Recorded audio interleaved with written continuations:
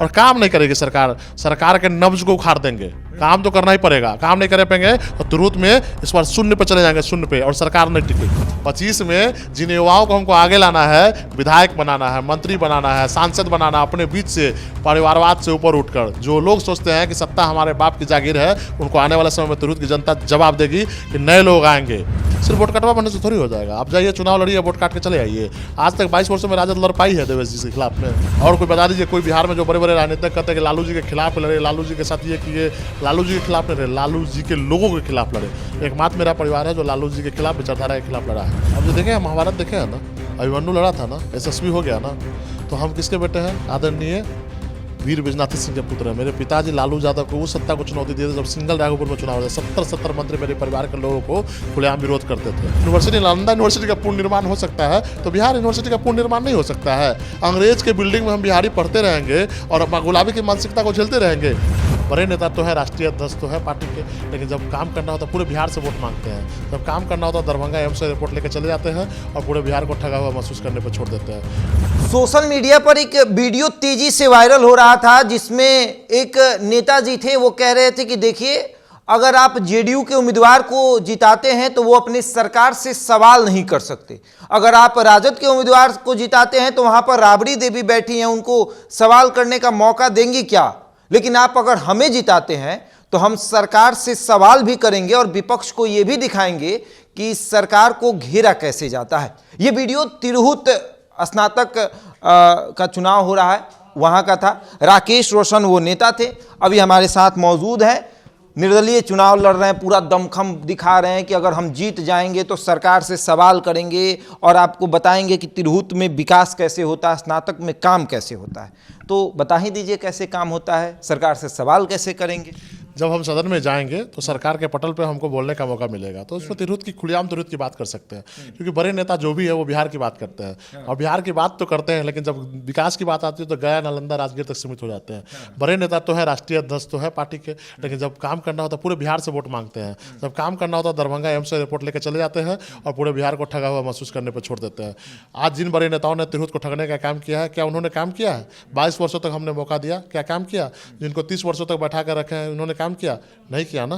तो हमको 1 साल का मौका देने में तिरहुत की जनता क्यों पीछे हटेगी?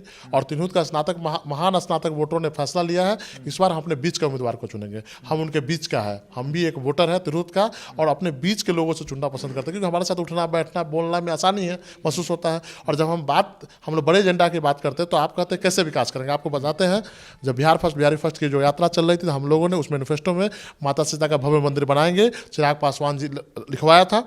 और चिराग पासवान जी अपने मन से बोलते थे। मेरे राघोपुर में गए थे चुनाव में, तो मेरे मन से कहा था जब बिहार फर्स्ट बिहारी फर्स्ट की सरकार बनेगी तो मैं माता सीता का भव्य मंदिर बनवाऊंगा। और जन चेतना जागी और आज माता सीता के लिए मंदिर के लिए 500 करोड़ का फंड अलॉट हुआ। कॉरिडोर भी बनेगा, अयोध्या से लेकर माता सीता के जो सीतामढ़ी है वो कॉरिडोर भी बनेगा।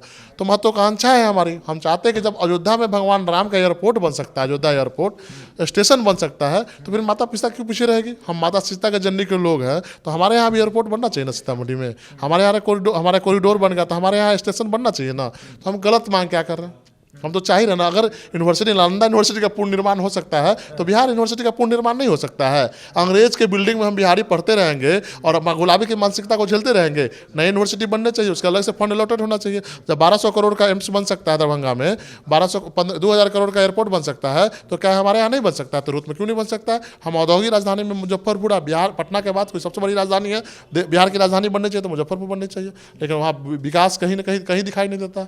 जब पटना के दायरे में गया है, पटना है, राजगीर में एयरपोर्ट बन सकता है, बिहटा में एयरपोर्ट बन सकता है, तो मुजफ्फरपुर में क्यों नहीं बन सकता? अगर ये सवाल हम करते हैं तो किन्हीं को अगर टिस लगती है, गलत लगता है तो लगने दीजिए। हम तो बिहार की जनता को बता रहे हैं ना कि आपको मुख्य धारा से क्यों पीछे छोड़ा गया। तिरहुत स्नातक वोटरों से पूछ रहे हैं ना कि आप अगर 22 साल तक किसी व्यक्ति को, देवेश बाबू को चुनाव जिताते रहे तो सेशन लेट की समस्या क्यों दूर नहीं हुई? आदरणीय देवेश बाबू कहते हैं कि मेरे पैकेट में मुख्यमंत्री रहता है, एक पैकेट में राज्यपाल, तो वो कहा गया था मुख्यमंत्री और राज्यपाल जो एक सेशन लेट की समस्या को बंद नहीं करा पाया। आदरणीय देवेश बाबू एक दिन में 13 रजिस्ट्रार का तबादला करा देते हैं। एक रजिस्ट्रार के तबादले में 3-3 करोड़ लेते हैं। जैसे आरोप मैं नहीं लगा रहा हूँ, बिहार की जनता कर रही है। जब आरोप 3-3 करोड़, एक बिना तबादला तो जानते ही तबादला घूसखोरी का खेल है, कोई नहीं जानता है टेबल के नीचे से क्या हुआ। जब 85 लोगों को रोजगार देते हैं, 85 लोगों को बहाल करते हैं विधान परिषद के चेयरमैन रहते हुए, तो उसमें कितना गया? लोग जहाँ मैं वोट मांगने जाता हूँ लोग कहते हैं बहुत तरह से 80-80 लाख 90-90 लाख विधान परिषद के बहाली में दिलिए पैसा हमके तो इलाज करवाई देवेश के लोग बोलते हैं, खुलेआम बोलते हैं लोग। आप जिससे लड़ रहे हैं आपको पता है, एक तरफ एनडीए और एक तरफ महागठबंधन, एक तरफ बीजेपी है, जेडीयू है, चिराग पासवान की पार्टी है, हम है, उसके बाद उपेंद्र कुशवाहा की पार्टी, एक तरफ राजद है, कांग्रेस है, वामदल है, वीआईपी है, अकेले आप हैं, उधर पूरा दल बैठा हुआ। अब जो देखे महाभारत देखे है ना, अभिमन्यु लड़ा था ना, यशस्वी हो गया ना, तो हम किसके बेटे हैं? आदरणीय वीर बैजनाथ सिंह के पुत्र है। मेरे पिताजी लालू यादव को उस सत्ता को चुनौती दिए थे जब सिंगल राघोपुर में चुनाव हुआ था। 70 मंत्री मेरे परिवार के लोगों को खुलेआम विरोध करते थे और इसी से फिर राघोपुर में चुनाव हुआ था। लालू जी का पूरा सल्तनत और मेरे पिताजी अकेले खड़े थे, उस वीर के पुत्र हैं।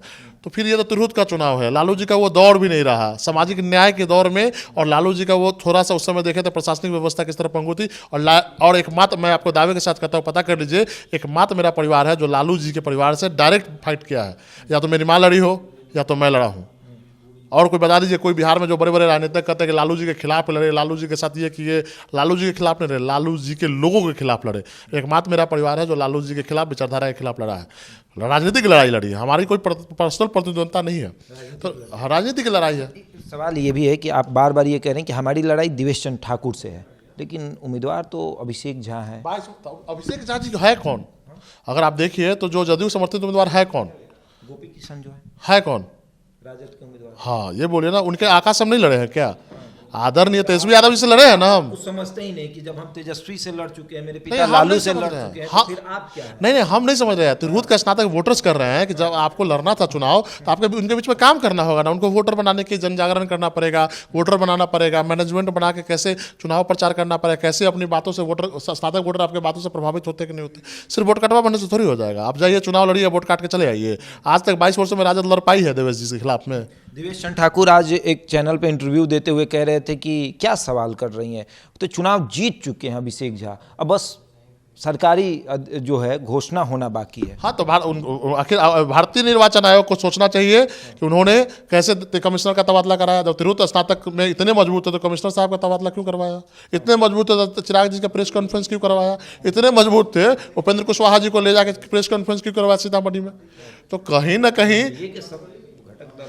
कहीं कमजोर हो रहे हैं ना आदरणीय देवेश बाबू।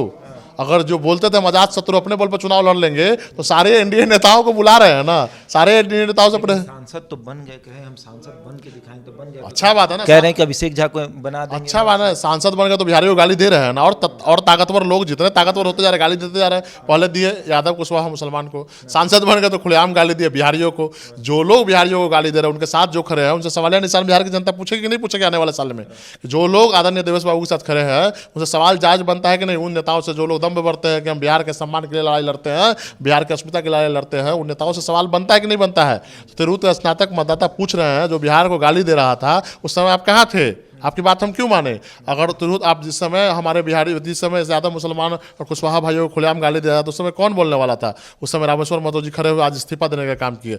उन्होंने समाज के लिए पिछड़ों के लिए लड़ाई लड़ने के लिए आगे आए हैं और नीतीश कुमार के स्वर्णिम कालों में उन्होंने संघर्ष का रास्ता चुना है। तो इसके लिए हम उनको धन्यवाद देते हैं और आने वाली देखिए पीढ़ियाँ उन पर गर्व महसूस करेगी कि व्यक्ति था जो नीतीश कुमार के स्वर्णिम कालों में, जो नीतीश के लोग गाली दे रहे थे, नीतीश कुमार के लोग गाली दे रहे थे बिहारियों को, तो उन्होंने इस्तीफा देकर संघर्ष का रास्ता चुना है। तो हम उनको धन्यवाद देते हैं। एक आखिरी सवाल ये भी रहेगा कि राकेश रोशन अगर जीत गए तो फिर वो क्या करेंगे? क्या सरकार उनको काम करने देगी? क्या वो सरकार से वो योजनाओं को लाकर स्नातक के बीच में रखेंगे? मेरे भाई 22 वर्षों में जो सत्ता में बैठे थे, जो बिहार सरकार के मुख्यमंत्री से उनको तो अध्यक्ष तक बनाया गया। हाँ, तो वो क्या किए? 22 वर्षों में सत्ता में रहकर कुछ नहीं कर पाए, तो हम विपक्ष में भी रहकर हम देखिए अपना विपक्ष है ना सत्ता में स्वतंत्र रहेंगे। स्वतंत्र रहने से फायदा क्या है कि आप बताते नहीं काम, हम आपको बताया ना, माता सीता का भव्य मंदिर हम बनवाए ना, हम लोगों ने बिहारी फर्स्ट की यात्रा में बना कि नहीं बना। जनचेतना जागेगी तो काम सरकार को करना पड़ेगा। सरकार अपने पैसे से काम नहीं करती है। देवेश बाबू के चलते 150 करोड़ रुपया सरकार का लॉस हुआ। किसका लॉस हुआ? आम जनता का। टैक्स किसका गया? आम जनता टैक्स भरती है। हम टैक्स भरते हैं तो सरकारें चलती है, आम जनता का पैसा है। और काम नहीं करेगी सरकार के नब्ज को उखाड़ देंगे। काम तो करना ही पड़ेगा, काम नहीं कर पाएंगे तो तुरंत में इस बार शून्य पे चले जाएंगे, शून्य पे, और सरकार नहीं टिकेगी। वादा करते हैं अगर काम नहीं करेगी सरकार तो विधानसभा चुनाव में तिरहुत के लोग शून्य पे ला देंगे, शून्य पे। मतलब ये तक विधान परिषद में कहा जाएगा कि अगर आप काम नहीं करेंगे तो 25 में आपको 100% 100% हम भी तिरहुत के निवासी है, जो लोग आए हो बाहरी है, हम तिरहुत के वासी है। हमको तिरहुत में विकास चाहिए, हमको एयरपोर्ट चाहिए, एम्स चाहिए, यूनिवर्सिटी चाहिए। अगर नहीं बनेगा तो हम वोट नहीं करेंगे। आने वाले समय में लोगों से अपील करेंगे, अपने लोगों से और तिरहुत वासियों से। 1.5 करोड़ तिरहुत वासी क्यों वोट देंगे आपको? वोट क्यों देंगे? आप बात कीजिए ना एजेंडा पे। आदरणीय वीणा देवी जी ने एयरपोर्ट की बात की थी, उनके कहने पे एयरपोर्ट नहीं बना। उनको धन्यवाद देते हैं कि आवाज़ तो उठाई। तो हमारे तिरहुत के तमाम जनप्रतिनिधियों से आग्रह है, इस बार हम लोग मजबूती से, क्यों हम लेके क्या जाएंगे? हम आए थे खाली हाथ खाली जाएंगे? हम तिरहुत वासियों को जैसे संजय झा जी ने एम्स एयरपोर्ट देके जाएंगे, हम लोग भी तो, हमारा भी तो दायित्व बनता है कि हम तिरहुत वासियों को एम्स एयरपोर्ट यूनिवर्सिटी देके जाएं। तो हम इसकी लड़ाई लड़ेंगे और लड़ाई सरकार को झुकना पड़ेगा। आप देखिएगा, क्या आपको बताइए 10% आरक्षण स्वर्णों को मिला तो क्या स्वर्णों ने लड़ाई नहीं लड़ी? अगर मध्य प्रदेश, छत्तीसगढ़ और राजस्थान की सरकारें नहीं गिरती तो स्वर्णों का आरक्षण मिलता। अगर SC/ST के भाइयों ने 2 तारीख को पूरे हिंदुस्तान को बंद नहीं करता तो उनका SC/ST एक्ट में छेड़छाड़ किया गया था कि नहीं? 9वीं सूची में डाला जाता। अगर VP सिंह नहीं रहते, मंडलों की लड़ाई नहीं लड़ते तो मंडल आयोग आता। तो फिर आप कैसे कहते हैं कि जब लड़ाई संघर्ष होगा तो क्यों नहीं आएगा? भगवान राम का मंदिर बना तो आडवाणी जी ने रथ यात्रा निकाली तो बना कि नहीं बना?